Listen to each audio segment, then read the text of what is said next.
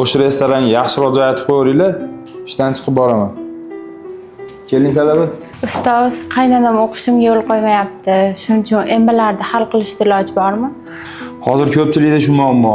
O'qishga kelmasangiz bo'lmaydi-da. Bu bilan iloji bormi? Ha.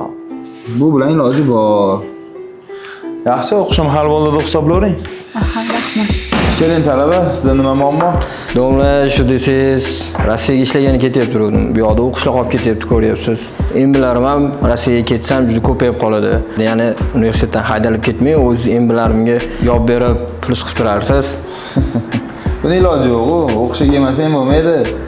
Ustoz, ko'p narsaning iloji yo'q, lekin hamma narsani hal qilsa bo'ladi-ku, o'ylab ko'ring. Tumas. Yaxshi. O'qishim hal bo'ldi deb hisoblar. Chet eldan ishkalab olib kelarsan. Rahmat, ustoz. Nima xizmat aka? Men Sattor Bekzodning dadasi bo'laman. O'g'limiz shu yoqda o'qir ekan. Erkatoyimiz ozgincha ko'chada ishlari bor. O'shanga emblariga qarab bir o'zingiz bosh-qosh bo'lib fanlarni yopib berarsiz. Xizmat bo'lsa qilamiz, domla. Xo'p, o'ylab ko'rish kerak. O'ylang, yaxshilab o'ylang. Rozi qildingiz. Ora-orada kelib turar-a? Keladi. Xo'p, korrupsiyaga qarshi kurash departamentidan Hakimov Asror.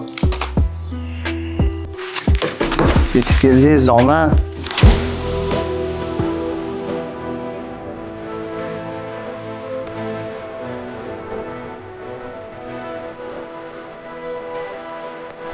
Bizning Toshkent gumanitar fanlar universitetida korrupsion holatlarga aslo yo'l qo'yilmaydi.